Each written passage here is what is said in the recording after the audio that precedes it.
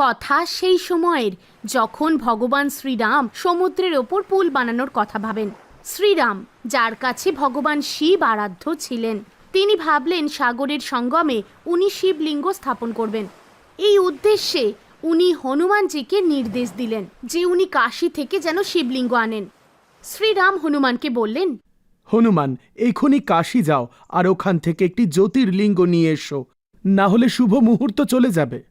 হনুমান শ্রীরামের আদেশের পালন করে কাশীর উদ্দেশ্যে রওনা হলেন আর কিছুক্ষণের মধ্যেই কাশী পৌঁছে গেলেন। প্রণাম মহাদেব।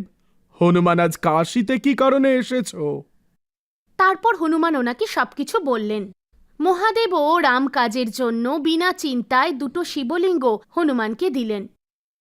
হনুমান জ্যোতির্লিঙ্গ নিয়ে দ্রুত ফিরে আসছিলেন। আসলে ফিরে আসতে ওনার দেরি হয়েছিল। হনুমান কোথায় চলে গেল? শুভ মুহূর্ত যে চলে যাচ্ছে। উনি বালি দিয়ে একটি শিবলিঙ্গ তৈরি করলেন আর সেতুর একদিকে স্থাপন করে দিলেন। তারপর ঋষিগণের সাহায্যে পুজো করে ওনাদের বিদায় দিলেন। শিবলিঙ্গ নিয়ে ফিরে আসতে আসতে হনুমান যখন ঋষিদের ফিরে যেতে দেখলেন, উনি তখন বললেন, হে মুনিবর, আপনাদের পূজা কে করেছে?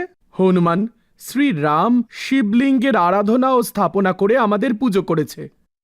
কোন শিবলিঙ্গের স্থাপনা? হ্যাঁ হনুমান, বালি দিয়ে বানানো শিবলিঙ্গের স্থাপনা। কি, বালির শিবলিঙ্গ? তার মানে প্রভু রাম শুধুই কাশী পাঠালেন আর শিবলিঙ্গ আনতে বললেন? হনুমানজি খুব ক্রোধিত হয়ে গেলেন আর শ্রীরামের কাছে পৌঁছলেন। রেগে আগুনের গোলা হয়ে যাওয়া হনুমান ধরিত্রীতে পা ঠুকে শ্রীরামকে বললেন, হে প্রভু, আপনি মজা কেন করলেন? যখন আপনি বালি দিয়েই শিবলিঙ্গ বানাবেন, আমায় কাশী কেন পাঠালেন? দেখুন, আমি তো দুটো শিবলিঙ্গ এনেছি, একটা আপনার জন্য, একটা নিজের জন্য। এগুলো এবার কি করি? হনুমান, তুমি ঠিকই বলছো, কিন্তু শুভ মুহূর্ত চলে যাচ্ছিল। বালির শিবলিঙ্গ বানানো ছাড়া আমাদের আর কোনো উপায় ছিল না। আচ্ছা, যেহেতু তুমি চাইছো, তাই আমার আর একটি উপায় আছে। যদি তুমি আমার বানানো বালির শিবলিঙ্গের বালিকে নিজের লেজ দিয়ে ফেলে দাও, তাহলে আমি তোমার আনা কাশীর শিবলিঙ্গ পুনঃস্থাপন করে দেব। এ তো বাম হাতের খেল। এখনই দেখুন। হনুমানজি বালির শিবলিঙ্গকে নিজের বাঁ হাত দিয়ে তোলার চেষ্টা করলেন, কিন্তু উনি অসফল হলেন। তারপর উনি আবার দু হাত দিয়ে চেষ্টা করলেন, তাও উনি অসফলই হলেন।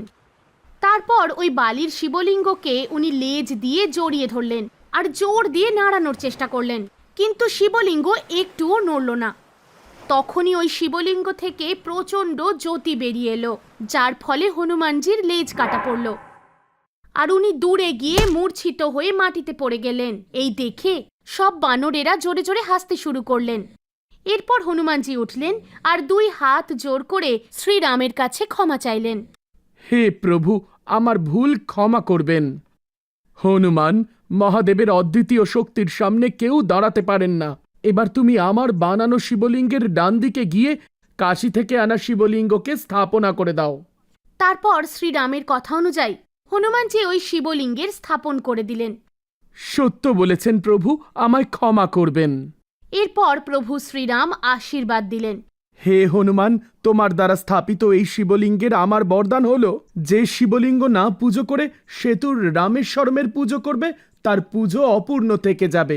এই শিবলিঙ্গের পুজোর পরেই রামেশ্বরমের পূজা সম্পূর্ণ হবে। যে স্থানে হনুমানজির লেজ কাটা পড়েছিল সেই স্থানে হনুমানজি নিজের মূর্তি স্থাপন করলেন আর ওখানেই ছিন্ন লেজ রূপে বিরাজমান হলেন। হনুমান, যে জায়গায় তোমার লেজ ছিন্ন হয়েছে, আজ থেকে তুমি ওখানেই ছিন্ন লেজের জন্য গুপ্ত পদ হয়ে গর্ভকে স্মরণ করে পড়ে থাকবে। এবং ভগবান শ্রীরাম ওখানে নিজের একটি মূর্তি স্থাপন করলেন, যা সেতু মাধব নামে এখনও সেখানে বর্তমান। এরপর প্রভু শ্রীরাম আবার হনুমানজির ছিন্ন লেজটা ঠিক করে দিলেন। এমনও মানা হয় যে লেজ দিয়ে জড়িয়ে ধরার জন্য রামেশ্বরমের মাথার দিকটা দেবে গেছে। তবে থেকে শিবমস্তক ওখানে ওই রকমই রয়েছে। রামেশ্বরম, যা তামিলনাড়ুর রামনাথপুরম জেলায় অবস্থিত। হিন্দুদের এটি একটি পবিত্র তীর্থ আর 4 ধামের অপর ধাম রূপে মানা হয়। বলা হয় যে শনিদেব আমাদের সমস্ত কার্যের ওপর নিজের নজর রাখেন। মানা হয় যে উনি আমাদের কর্মফল দান করেন। কোনো খারাপ কাজ ওনার থেকে লুকিয়ে যাওয়া যায় না। আমাদের সব বাজে কর্মের ফল উনি আমাদের নিশ্চয়ই দেন। সে আমরা কোনো খারাপ কাজ ইচ্ছাকৃতই করি বা ভুলবশতই হয়ে থাকুক। শনিদেব কাউকে ক্ষমা করেন না। উনি প্রচণ্ডই রাগী প্রকৃতির। সেই জন্য সূর্যদেবের পুত্র শনিদেবকে আমরা খুশি রাখার জন্য বিভিন্ন রকম উপায় করে থাকি। কিন্তু বন্ধুরা, আপনারা কি জানেন যে শনিদেব বজরংবলীর ভক্তদের কখনো বিরক্ত করেন না? হ্যাঁ বন্ধুরা, আমি আপনাদের এর কারণ হিসাবে দুটি কারণ বলবো যে শনিদেবের কৃপা হনুমানের ভক্তের উপর কেন থাকে। পুরাণ কথা অনুযায়ী সর্বশক্তিমান রাবণের স্ত্রী মন্দোদরী যখন গর্ভবতী ছিলেন, তখন রাবণ সব গ্রহদের নির্দেশ দিলেন ওরা যেন তার পুত্রের 11তম ঘরে থাকেন। কিন্তু শনিদেব কিছুতেই এটা মানতে রাজি ছিলেন না, আর উনি 12তম ঘরেই স্থাপিত থাকবেন বলেন। শনিদেবের এরকম ব্যবহারের কারণে রাবণ অত্যন্ত ক্ষুব্ধ হলেন আর শনিদেবকে বন্দী করে কারাগারে রেখে দিলেন। ত্রেতা যুগে যখন হনুমানজি মাতা সীতাকে খুঁজছিলেন আর লঙ্কায় আসার পর রাবণ যখন ওনার লেজে আগুন ধরিয়ে দেন, তখন উনি ঘুরে ঘুরে পুরো লঙ্কায় আগুন লাগিয়ে দেন। সেই সময় বজরংবলী কারাবাসে শনিদেবকে দেখলেন আর বললেন, আপনি কে, আর এভাবে কারাবাসে আপনি বন্দী কেন? শনিদেব বললেন, আমি শনিদেব, রাবণ আমাকে বাহু বলে কারাবন্দী করেছে। শনিদেব বজরংবলীকে সমস্ত বৃত্তান্ত বলেন আর তারপর বজরংবলী ওনাকে কারাবাস থেকে মুক্ত করেন। তখন শনিদেব হনুমানজিকে বলেন, হে হনুমান, আমি আপনার এই উপকার কোনোদিন ভুলব না। আপনি এজন্য যা চাইবেন আমি আপনাকে তাই দেব। হে শনিদেব, আপনি যদি আমাকে কিছু দিতেই চান, আমার ভক্তদের উপর কৃপা বর্ষণ করুন। আপনি আমায় কথা দিন যে কলিযুগে আমার যে ভক্ত আমার পূজা করবে তাকে আপনি কখনো সমস্যায় পড়তে দেবেন না। শনিদেব বললেন, আমি কথা দিচ্ছি আপনার ভক্তদের আমি কখনো সমস্যায় পড়তে দেব না, তাদের কখনো অশুভ ফল দেব না। বলা হয় যে তবে থেকেই শনিবার করেও হনুমানজির পুজো শুরু হয়। বলা হয় শনিদেব যখন লঙ্কা থেকে বেরিয়ে যাচ্ছিলেন তখন ওনার কুদৃষ্টি লঙ্কার উপর রাখেন, যার ফলে পরবর্তীকালে পুরো লঙ্কার বিনাশ হয়ে যায়। এছাড়াও শনিদেব আর হনুমানজিকে নিয়ে আরও একটি বৃত্তান্ত রয়েছে।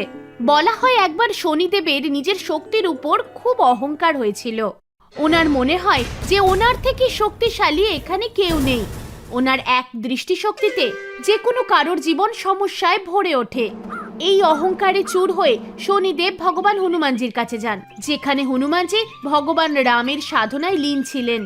সেই সময় ওনার ওপর শনিদেব নিজের বক্র দৃষ্টি দেন, কিন্তু হনুমানজির ওপর এর কোনো প্রভাব পড়ে না।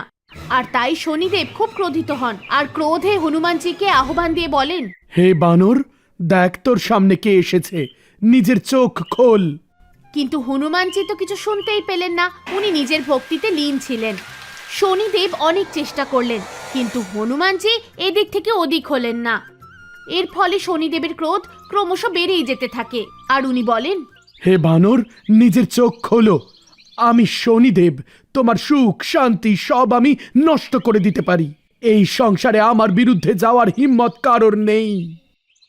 কিন্তু হনুমানজির ওপর এর কোনো প্রভাবই পড়ল না। তখন শনিদেব খুব রেগে গিয়ে কথা বলতে থাকলেন, কিন্তু হনুমানজি খুব সহনশীলভাবে বললেন, আপনি কে মহারাজ, আর এভাবে আমার উপর ক্রোধ বর্ষণ করছেন কেন? আপনি অন্য কোথাও যান আর আমায় আমার প্রভু রামের স্মরণ করতে দিন। কৃপা করে আমার ধ্যানে বিঘ্ন ঘটাবেন না। হনুমানজির এই কথা শনিদেব একটুও পছন্দ করলেন না আর হনুমানজির হাত ধরে নিজের দিকে টানতে থাকেন। উনি এক ঝটকায় নিজের হাতটা ছাড়িয়ে নেন। তখন শনিদেব ওনার আর একটা হাত ধরার চেষ্টা করেন। তখন হনুমানজিও একটু রেগে গেলেন আর নিজের লেজ দিয়ে শনিদেবকে পাকিয়ে ফেললেন। তখন শনিদেবের রাগ সর্বোচ্চ ধারণ করলো। উনি বললেন, তুমি কে? তোমার প্রভু শ্রীরামও আমার কোনো ক্ষতি করতে পারবে না। এই কথা হনুমানজির একটুও ভালো লাগলো না। উনি শনিদেবকে নিজের লেজের সঙ্গে তুলে পাহাড়ে এবং বৃক্ষে আছড়ে মারতে থাকলেন, যার ফলে শনিদেবের অবস্থা খারাপ হয়ে গেল। উনি হনুমানজির কাছে ক্ষমা চাইলেন। নিজের ভুল তিনি বুঝতে পেরেছিলেন। তখন উনি বলতে থাকলেন, দয়া করো হে বানর রাজ, আমার প্রতি দয়া করো। আমি আমার ভুল বুঝতে পেরেছি। আমাকে ক্ষমা করুন। ভবিষ্যতে আমি আপনার থেকে দূরেই থাকব, এমনকি আপনার ছায়া থেকেও দূরে থাকব।